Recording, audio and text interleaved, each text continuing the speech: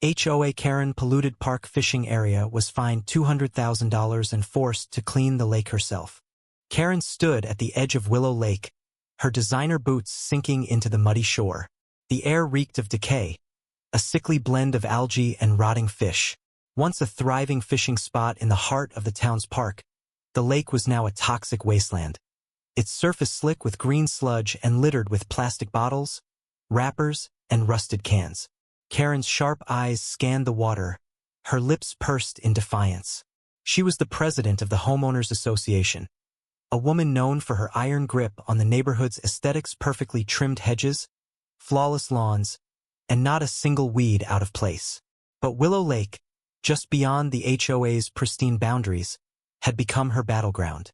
It started with a petition.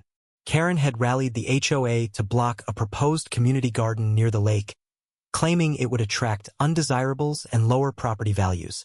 When the town council pushed back, she took matters into her own hands. Late at night, she dumped gallons of pesticide into the lake to kill off the invasive plants creeping toward her gated community. She hadn't anticipated the fallout. Dead fish floating belly up, birds abandoning the trees, and children coughing from the fumes.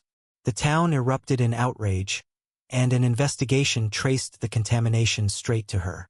Now, Karen faced a $200,000 fine and a court order to clean the lake herself, a public humiliation that stung worse than the penalty. She'd hired lawyers, screamed at town hall meetings, and even tried to pin the blame on a local factory. But the evidence was undeniable. The judge's ruling was clear. She'd restore the lake or face jail time. As she waded into the water, the cold biting her skin, Karen felt the weight of 1,000 eyes reel and imagined watching her every move. Across the shore, Alex, a young park ranger, observed her silently. At 24, he was new to the job but deeply tied to the lake. His grandfather had taught him to fish here, casting lines under the willow trees while sharing stories of the town's history. Alex had been the first to notice the dying fish and the strange sheen on the water. He'd reported it, unaware it would lead to this moment. Now, he felt a pang of guilt watching Karen struggle, her hands trembling as she scooped debris into a net. She was the villain in everyone's story, but to Alex, she was also human, flawed, broken, and cornered. The cleanup was grueling.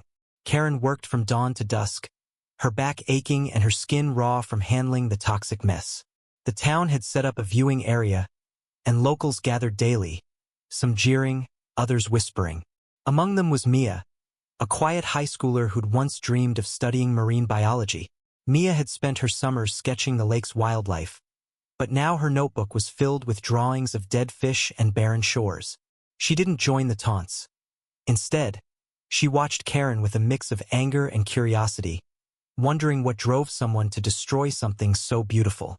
One evening, as the sun dipped below the horizon, Karen slipped on a slick rock and fell into the water.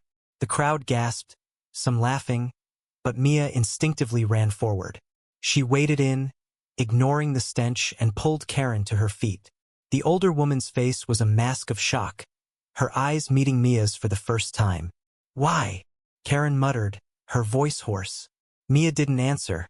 She just handed Karen her net and stepped back. That small act of kindness was the twist no one expected, not the crowd, not Alex, and certainly not Karen. For the first time, shame pierced her defiance. Mia, a girl she dismissed as irrelevant, had seen her as more than the HOA Karen the town despised. Days turned into weeks, and the lake slowly changed.